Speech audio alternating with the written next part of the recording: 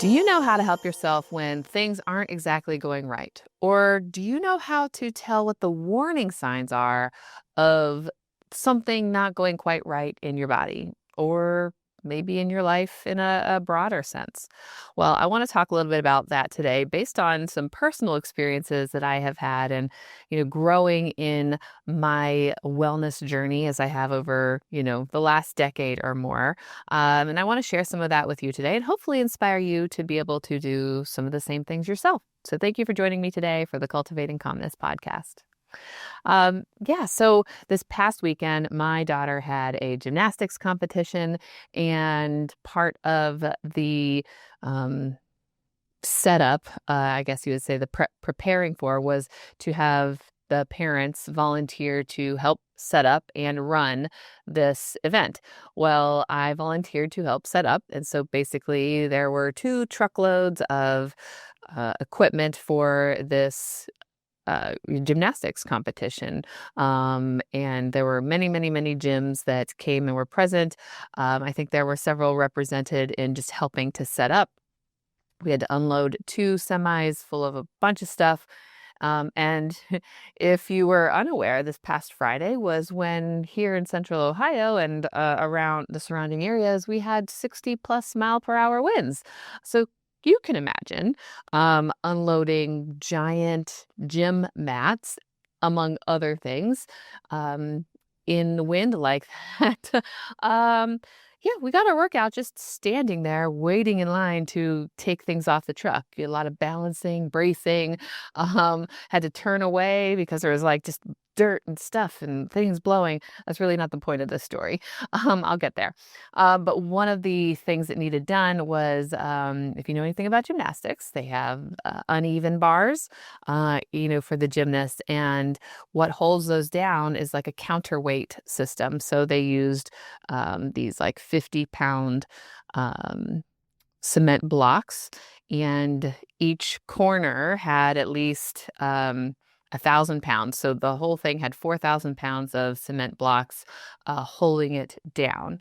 Well, those cement blocks were on a pallet, and we had to move them from the pallet to the area where they needed held down one at a time. And let's see, there were 4, so that means there were 8. That means there were 16 1,000 pounds, if I'm doing my math right, 4, 8, 12. Yeah, there were 16,000 pounds worth of these bricks. And, wasn't my favorite thing to do, but I did help with that. And the whole time I'm like, lift with your legs, not with your back. But I was counting because I was like, I've been working on, working out more and being more planful and purposeful with workouts and diet. And so I was like, well, I want to know how much I'm lifting here today. And at my estimation, give or take, I can't do math backwards. I moved about 4,500 pounds of bricks. And around that time, there was still, I think, 4,000 pounds left to move. And I had been there longer than they had expected, and which is fine, but I could feel my back starting to hurt. I could feel like I was just getting tired. I hadn't eaten. So I knew I needed to like get home and get some kind of food. So I did end up, like calling it quits. I was like, waving the flag. I'm done. But that was me being able to notice the warning signs, I would say, of my body and what I needed to do and what I need to listen to. I think sometimes we can push ourselves like, I can do it, right? I could have stayed. I could have helped to move more bricks. Would it have been the end of the world? Probably not. Would I have been in more pain? Probably. No matter how much I said I was going to lift with my legs, I could feel it in my back. I mean, I could feel it in my legs as well, and my arms and my shoulders. I don't have a lot of strength. I'm not like lifting 50-pound weights at home, at least not yet. Maybe that'll be something I'm able to do in the future. I don't know. So I would say there was probably a point in time where I wasn't paying attention or where I wouldn't have necessarily noticed the signs and symptoms. And so I'm just using this as an example as, how you can start to pay attention and notice your body and know like when you need to stop, when you need to do something about it. And that's across the board, whether it's something you've eaten, whether it's like anxiety symptoms that are showing up, depressive symptoms that are showing up, like the thought changes, worry, negative thinking, whether it's the aches and pains that come with weather. Here in Ohio, it's gone from like we had 70-degree days to windy days to now it's, below 30 degrees outside. And so the weather is just bouncing back and forth. And that can wreak havoc on some people's bodies. It can cause migraines with the pressure in the air. With it becoming spring, there's symptoms of people start to get allergy symptoms. So there's lots of things that are going on. And on this health journey that I've had, I would say that, and it may be the same for a lot of you, is that I didn't used to eat very healthy. And I would say until recently, I wasn't eating super healthy. I thought I was. I make my kids eat healthier than I eat.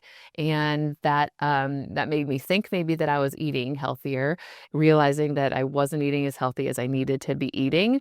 And so I have been, purposely making those choices and that effort in the last 2 months or so.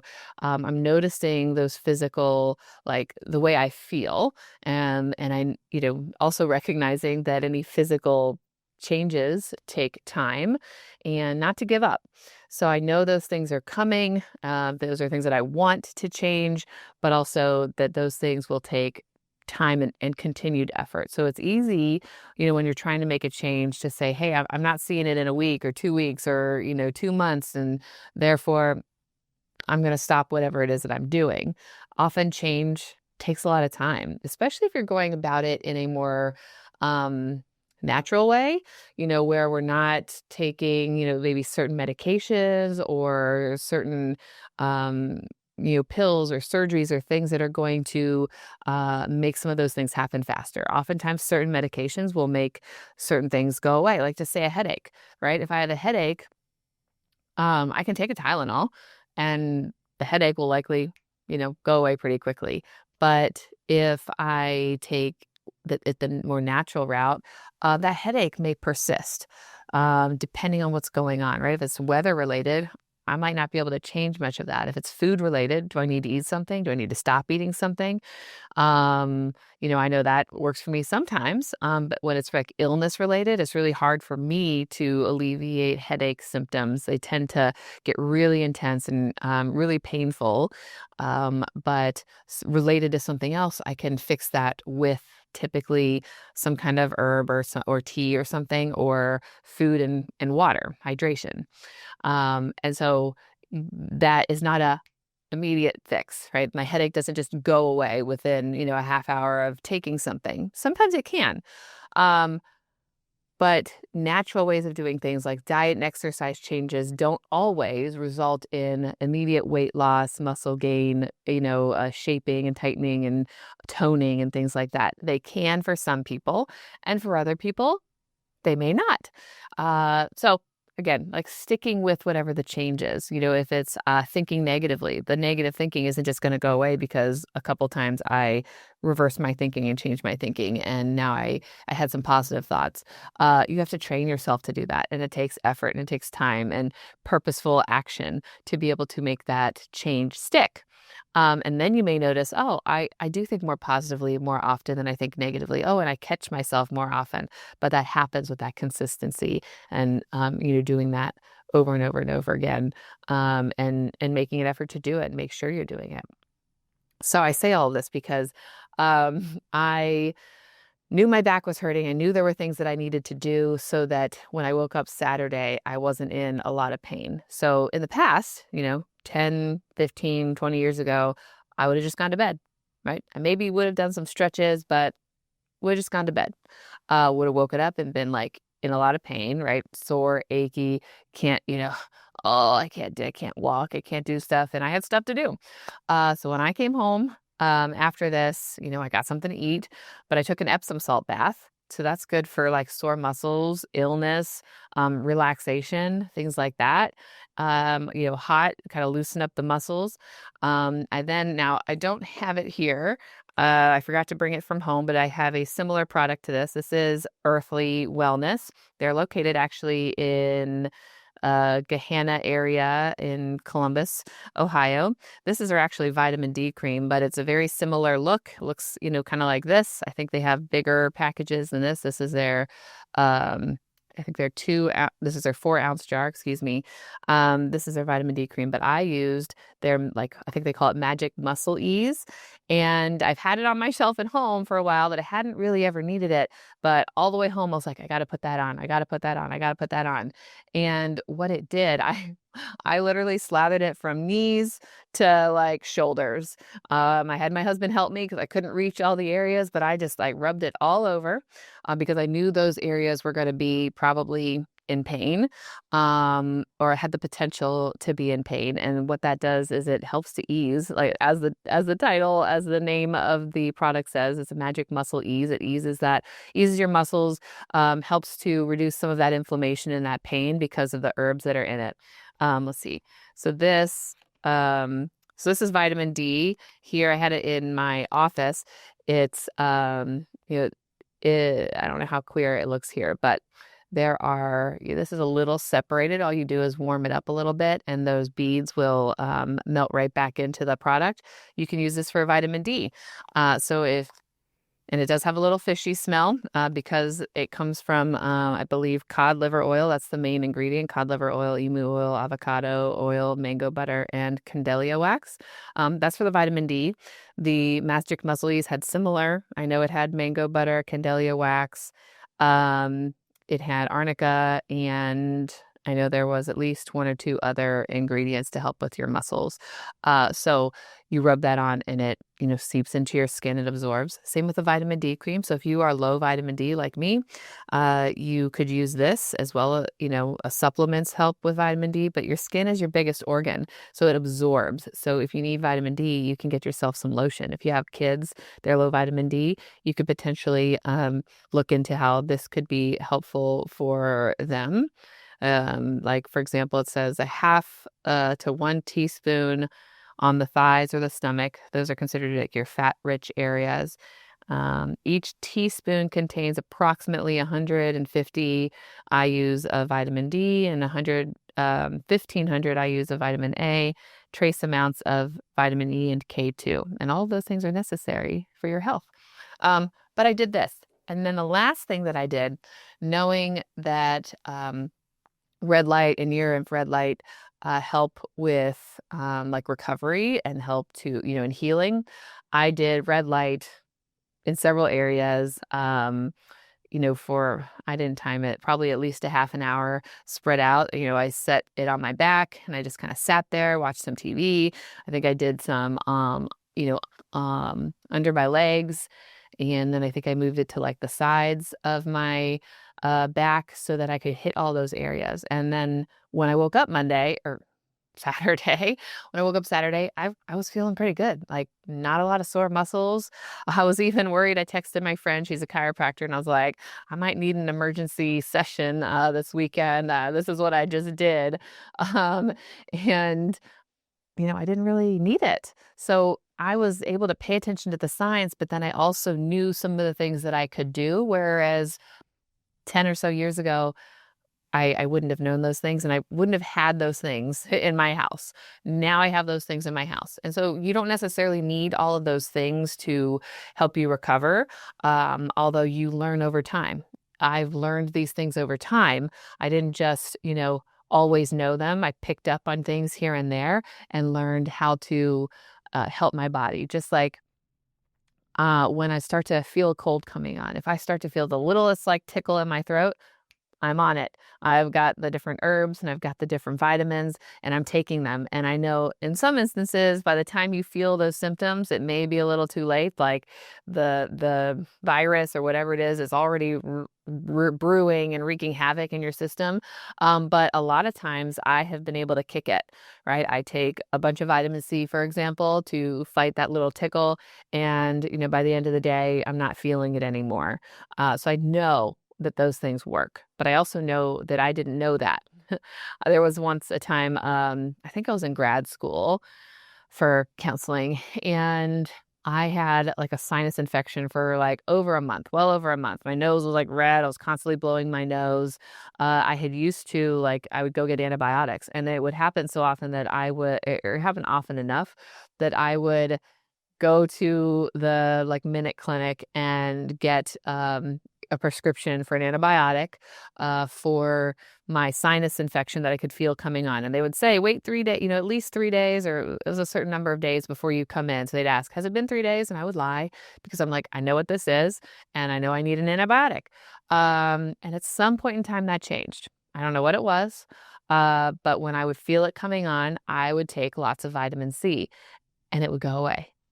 And so I don't know that I've used an antibiotic since that time. Antibiotic use is a whole other, topic of discussion and one I'm still learning about. And, but I didn't need the antibiotic. I needed to pay attention to my body. I needed to pay attention to the signs, and I needed help in knowing what to do and how to heal it without necessarily having to go to medication. When you're feeling anxious, do you know what the signs are? Everybody's body does things a little differently. Even myself, I'm a therapist, and there have been symptoms that I've had where, I'm like, why does that keep happening? And then I'm like, I realize, I think that's anxiety.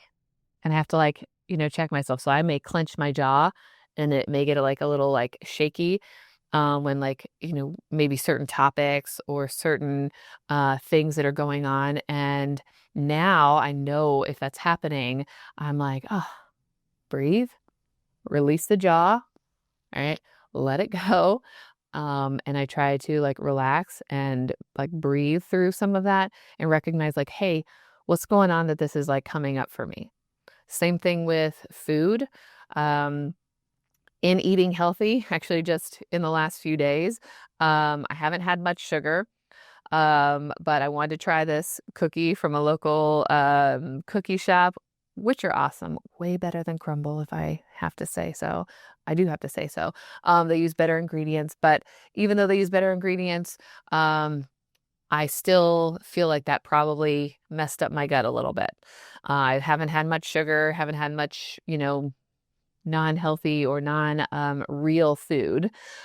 Real food being it comes from the ground or it has a mom was kind of something that was described to me. And I was like, okay, all right, that makes sense. Comes from the ground or a tree or it has a mom. You can have it. And for the most part. So I've been trying to follow that. Very few treats in the last 3 or 4 weeks. And so now if I have a treat, my body responds and I can tell. I had something 2 or 3 weeks ago. I had been doing really well for a week and a half, all real foods, whole foods, I should say. And then I had some fried chicken. I was like, I needed protein, but the only thing that was available was fried, chicken strips. So I was like, okay, I'm trying not to have fried food, but I'll have that. It's still protein. That's good. I had teeny tiny little piece of cake because I was at a birthday party. So I was like, I'll have a little piece. And then I think the day before I had some homemade pizza, which again, I hadn't had any bread for over a week and a half. And day and a half later, like massive stomach pains. Almost to the point I was like, if this keeps going, we may have to go to the doctor because I'm not exactly sure what's going on. I thought I knew what was going on. I highly suspected it was like gas, constipation, and I just needed to be able to work it out and like get some movement. But movement was actually hard.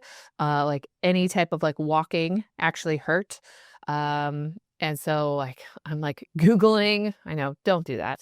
Because it's like, the worst thing in the world this could be, or it could just be this minor thing. It's just causing you some discomfort. It did end up going away, but it definitely set me off track. And I knew that those were the likely culprits that caused that to happen. So whether it was one of those items, whether one of those items was actually bad and, caused some food poisoning type of issue, or whether just the combination of eating those three things and then also having not had any of those for well over a week, that my body was like, warning sign, right? So now I've been trying to avoid those things, trying to not have a lot of like breads and things like that, at least not too much. And it's been working. So I haven't really felt any digestive issues, though I did have that cookie and I noticed like it made me feel full for like too long, like after eating after that. So I don't know if the cookie did that or if there's something else potentially going on, but I did notice that, you know, um, when I used to drink soda all the time. I'm just giving like physical examples because these are things that I have personally noticed. And so when you make changes, when you reintroduce something, whether that's a food or maybe a stressor that you've been avoiding, and then you're faced with that stressor again, your body, you may be able to notice that thing a lot more than if it's just, constantly there. So we tend to live in this state of, especially people who've experienced trauma, tend to live in this state of fight or flight. And so if they're always in fight or flight, having more trauma and more stress added on doesn't necessarily trigger, a physical response that's noticeable. Whereas if you remove it, right, if you get some healing, you get away from those triggers, you stop eating that bad food that's bad for you, then you reintroduce it, your body sends out the warning signs. Your body is like, whoa, where did that come from? I thought we got rid of that. What the heck is that? Get it out of here. So that happened for me with soda. So regular, soda pop, Coke, Pepsi, etc.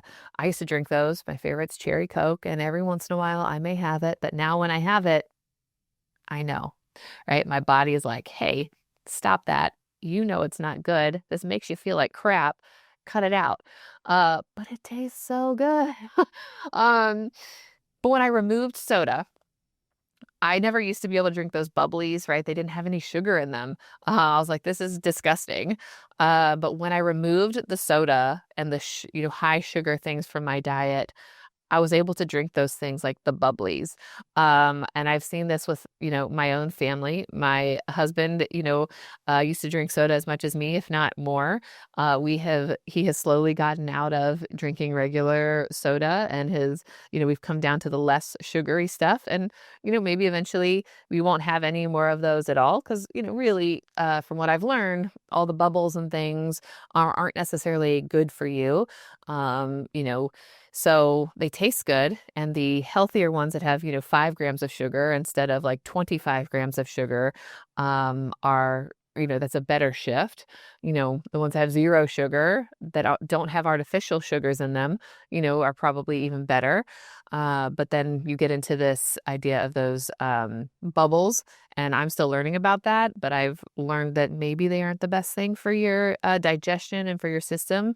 So maybe more on that some other time when I've learned a little more about that. But when I was able to make that shift, I was able to tolerate and I actually enjoy those low sugar drinks, real sugar, not fake sugar, because my system was used to not having those high sugar things anymore. So then when I have the high sugar things, I have a sweet tooth. I love chocolate. I love desserts. But now if I have a really rich piece of like chocolate cake, like I can't have a whole piece of cake. Whereas before I'd have a whole piece of cake and then some. I can't do it anymore. I still am working on ice cream. I still love me some ice cream. I'm working on trying to find some healthier ways and making my own ice cream versus buying, ice cream. But even my husband has noticed, we used to eat any kind of ice cream, but there are certain kinds of ice cream that his body can tolerate versus other kinds. Not all ice cream is made the same. And a lot of the ice cream you buy in the store has a bunch of non-natural ingredients in it that are allowed that aren't listed on the labels. Yeah, you may learn some of this stuff when you kind of go down that rabbit hole. You'll learn things you probably don't want to know. So he's learned which ones kind of work with his body and which ones don't. Same with me. So it's paying attention to your body. And when you start to remove the stuff that's not good for it, whatever that is, and you start to implement those healthier things, again, whatever it is, and then at some point, those unhealthy things are going to come back in, your body will tell you because you will notice them now because it's like a filter. You've cleaned the filter. And so now when those bad things come in, the filter is able to tell when those things are coming in. Whereas when it was full and it was gross and it had all the toxins in it, right? It was just like, another toxin. Oh, what else is new? So just something to think about. If you're working on changing and you're wanting to drink less soda or eat healthier or be able to tell what's going on in your body, first we may want to consider, how do we remove some of that bad stuff? How do we set some boundaries so those toxic people or toxic environments, like emotionally toxic, those triggering environments aren't so triggering anymore? You may then start to be able to come down from that fight or flight. And when you're around those things again, your body's going to tell you, and you're going to be able to notice, and you're going to be able to do something about it.